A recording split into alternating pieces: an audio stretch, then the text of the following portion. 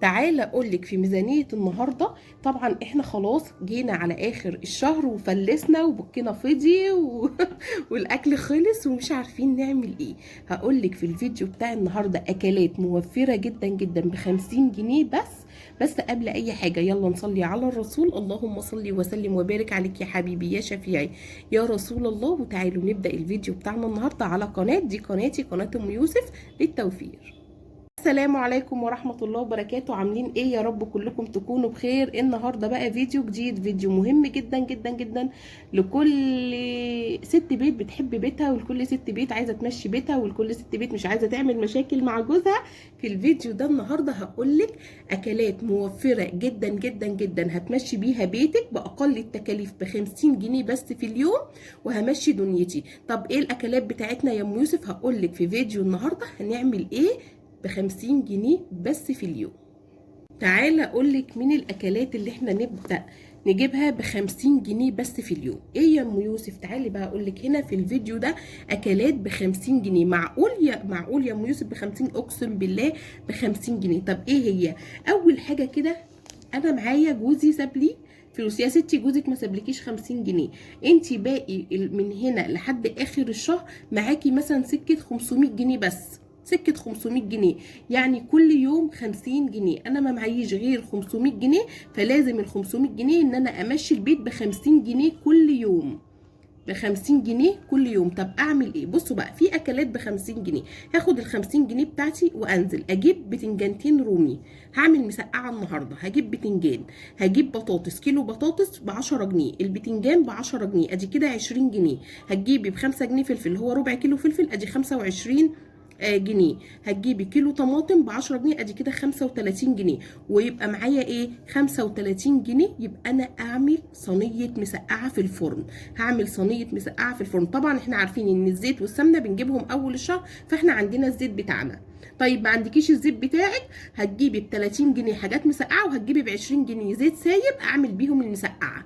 تمام. يبقى انا برضو معايا ال50 جنيه اللي انا صرفتها. يبقى انا عندي اول اكله يا بنات ب50 جنيه المسقعه. هتجيبي زيت ب20 جنيه زيت سايب، وهتجيبي بقى ب10 بتنجان و10 بطاطس و10 قوطه. ولو عندك ايه، وتقولي للراجل كده وانت بتجيبي البتنجان حطي لي قرنين فلفل مع البتنجان. هتلاقي البتنجان ب 8 جنيه ولا حاجه، فخليه يحط لك قرنين فلفل ولا حاجه. يعني ب 30 جنيه حاجه المسقعه، و20 جنيه الزيت. عشان ما تجيش حجتك تقولي لي انا ما عنديش زيت يا ام يوسف. ادي اول 50 جنيه معايا جبنا بيها، عملنا بيها اكله المسقعه. طيب تاني اكله معايا، هاخد برضو ال50 جنيه وانزل عند العلاف. هجيب ايه؟ هجيب عدس اصفر ربع ب10 جنيه عدس اصفر، او ربع كيلو عدس اصفر. لو انتوا عيله هتجيبي ربع كيلو عدس اصفر. هعمل حله عدس اصفر. طب الربع كيلو العدس الاصفر بكام؟ ب15 جنيه. طيب ما هو العدس عايز قوطه، عايز جزر، عايز بطاطس، عايز فصين توم. هجيب بقى، اروح رايحه انا بتكلم ان انا لو خدت ال50 جنيه ونزلت بيها وانا ما عنديش حاجه في بيتي، هجيب ربع كيلو عدس اصفر، واروح عند الخضار هجيب نص كيلو قوطه، ربع كيلو جزر، نص كيلو بطاطس ولا كيلو بطاطس، واجيب حاجات هتنفعني برضو ليوم بعد كده. بس انا بتكلم ان ال50 جنيه هتنفعك لاكله العدس الاصفر، هي شوربه العدس الاصفر، والعيش تحمصيه في الفرن. طبعا كده كده احنا بنجيب العيش من بطاقه التومين وتحمصيه في الفرن، وتجيبي لك حزمه بصل معاها، وتاكلي احلى شوربه عدس في الجو الساقعه ده. وتعملي شوربه عدس ويبقى 100 فل و14. ادي الاكله الثانيه برضو ب50 جنيه. يبقى انا عندي الاكله الاولى مسقعه ب50 جنيه وهتجيبي منها الزيت. عندي الاكله الثانيه عدس اصفر اللي هو شوربه العدس الاصفر وب50 جنيه برضو. وهيتبقى لو انت عندك البطاطس والقوطه انت هتجيبي ربع كيلو عدس اصفر ب20 جنيه. انا بتكلم لو انت ما عندكيش اي حاجه في بيتك. طيب تالت اكله القرنبيط بقى. انا بعشق حاجه اسمها القرنبيط وجنبه بطاطس محمره وطبق سلطه. الله على القرنبيط وجماله. طيب انا معايا 50 جنيه، عايزه انزل اجيب قرنبيطه. القرنبيطه دلوقتي في حدود 15 20 كده يعني. هتجيبي لها 3 4 بيضات، 3 بيضات. البيضه دلوقتي بقت ب4 جنيه، ادي ب12 جنيه بيض. هتجيبي حزمه خضره، هتجيبي لها حبه دقيق ب5 جنيه دي. المهم ال50 جنيه هتكفي معاكي لاكله القرنبيط. طيب يبقى القرنبيط ايه؟ هتحتاجي بيض ودقيق ولبن. هل ال50 جنيه مش هتكفي؟ لا، ال50 جنيه هتكفي اكله القرنبيط. يبقى انت عندك لحد دلوقتي كده 3 اكلات ب50 جنيه كل يوم. احنا بنتكلم على الاكلات القرداحي. هقول لك برضو اكلات ب50 جنيه لو هتعمليها لحوم. طيب يبقى انت كده القرنبيط، المسقعه، شوربه العدس الاصفر. تمام تمام. عندك تالت حاجه الكشري اللي بعدس اصفر وبيض وطبق سلطه جنبه. عندك معاكي 50 جنيه وما عنديش حاجه يا ام يوسف، هتعملي ايه؟ هنزل اجيب نص كيلو رز. نص كيلو الرز عامل في حدود 11 جنيه، ب 10 جنيه عدس اصفر، ادي 22 جنيه. 4 بيضات او 5 بيضات بعددكم، واعمل كشري بعدس اصفر وبيض. كشري بعدس اصفر وبيض ودحرجه في حته سمنه. يبقى وطبق سلطه. اروح عند بتاع الخضار، خد 10 جنيه واعمل لي حاجه السلطه. انا ساعات بعمل كده والله، بنزل ابني اقول له خليه بيحط له طماطميتين على خيارايه على قرن فلفل. تمام تمام. وتجيبي طبق حاجه السلطه ب10 ب15 جنيه، ويبقى انت عملتي رابع اكله كشري بعدس اصفر وبيض وسلطه. طيب ادي كده عملنا 4 اكلات. طب الاكله الخامسه الكشري اللي هو مكرونه ورز والكلام ده كله، هيقضينا ال50 جنيه؟ هيقضيكي ال50 جنيه. هتنزلي هتجيبي نص كيلو مكرونه مشكله اللي هي الصغيره على الاسباجيتا، هتجيبي نص كيلو رز، هتجيبي ربع كيلو شعريه، هتجيبي كيلو طماطم، واطلع اعمل احلى طبق كشري تاكلوه. وب10 جنيه عدس بجبه. ادي ال50 جنيه بتاعتك. هتجيبي بيها ايه؟ هتجيبي بيها حاجه الكشري، واعمل احلى طبق كشري يدفي ولادي، وما نحتاجش لحد ولا تحتاجي ان انت تستلفي. ادي انا مشيت لك اكلات ب50 جنيه لحد اخر الشهر. يعني انتوا متخيلين؟ ب50 جنيه وهتجيبي منها كل حاجه. هتعملي اكله مسقعه، هتعملي اكله عدس اصفر، هتعملي شوربه عدس اصفر، قرنبيط، هتعملي كشري. كل ده من اكلات ب50 جنيه بس. ب50 جنيه بس. في اكله تانية اللي هي سادس اكله يا بنات، اللي هو الرز ابو قوطه.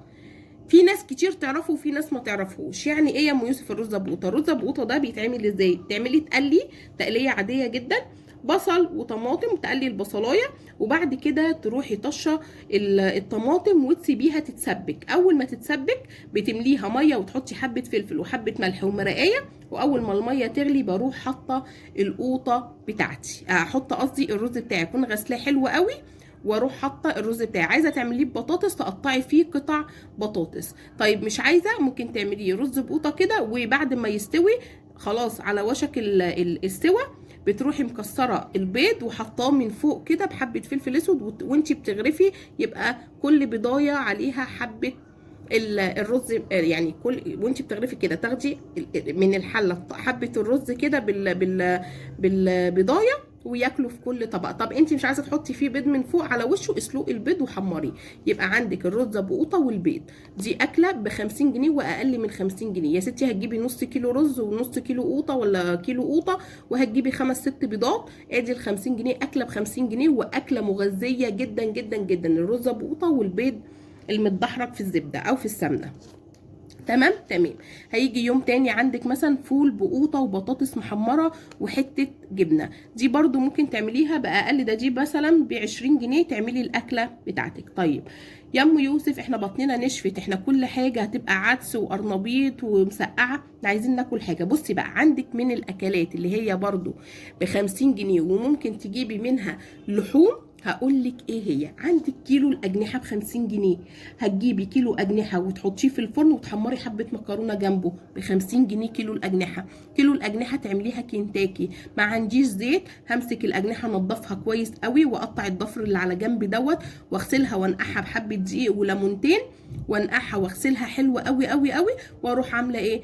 ضربه بصلايه مع طماطمايه مع فصين توم مع قرن فلفل في الخلاط بحبه فلفل اسود وحبه بهارات وعصره ليمونه، واروح حاطه على وش الاجنحه واسيبها ساعتين، واروح ارمي في الفرن حبه مكرونه محمرين. اقسم بالله تاكلي احلى صينيه اجنحه، طعمها خطيره، وتاكلي الصوص بتاعها اللي انت عاملاه في الخلاط ده احسن من ان انت تاكلي الاجنحه نفسها. حبه رز ابيض جنبيهم وتاكلي. ادي ب50 جنيه. ممكن تجيبي كيلو اجنحه، ممكن تجيبي نص كيلو كبد وقوانص، اشوحها كده اعملها بالبصل المكرمل كده، وارمي الكبد والقوانص بحبه فلفل اسود وقرن فلفل كده، وحبه بطاطس محمرين جنبيهم وطبق سلطه، وتاكلي وتشبعي ب50 جنيه. كبد والقوانص. ممكن تعملي الشرايح الكبده اللي هي الكبده المرده، هبعت اجيب النص كيلو، النص كيلو عامل 90 جنيه يا ستي، هبعت اجيب ب50 جنيه وادبلها، والكل عيل ياخد شريحه كده جنب مكرونه بصلصه وتاكله. وادي يوم وتعدى. تجيبي ب50 جنيه سجق وتشوحيه وتقليه كده، ولا تعمليه بطماطم وفلفل وتحطيه على النار وتشوحيه وتعمليها سندوتشات، ولا تعملي جنبها حبه مكرونه وتاكلي. يبقى انا ممكن امشي بيتي باقل اقل اقل حاجه ب50 جنيه. والله العظيم ب50 جنيه هتمشي بيتك. هتاكلي لحوم وهتاكلي قرداحي بس ما تمديش ايدك لحد، ما تمديش ايدك لحد، وما تخبطيش على حد تقول له اديني. انا كل فيديوهاتي هقول لكم الكلام ده، كل فيديوهاتي هقول لكم الكلام ده. ما تخبطيش على جاره واقول لها سلفيني قطايه، ما تخبطيش على اختك وتقولي لها هاتي 100 جنيه ولا هاتي 200 جنيه، ما تخبطيش على، ما تتصليش بمامتك انا مش لاقي اكل انا ما معيش. لا، امشي على 50 جنيه هتمشي، وب20 جنيه هتمشي. كيس فول ب10 جنيه، وكيلو بطاطس، وناكل ونشبع، والف حمد وشكر لك يا رب. في غيرك مش لاقي اي حاجه خالص، في غيرك مش لاقي 4 حيطان تغطيه تلمه، مرميين في الشوارع والله. خش على الفيسبوك واتفرجي على الناس اللي مش لاقيه الغطا يستغطوا، الغطا يستغطوا، مش اللقمه، الغطا اللي يستغطوا بيه. يا رب الفيديو يكون عجبكم، ولو حبيتي قناتي اشتركي فيها وفعلي زرار الجرس عشان كل فيديو انا بنزله يجيلك اشعار بيه. اسيبكم في رعاية الله، مع الف سلامة في فيديوهات تانية كتير قوي. باي باي.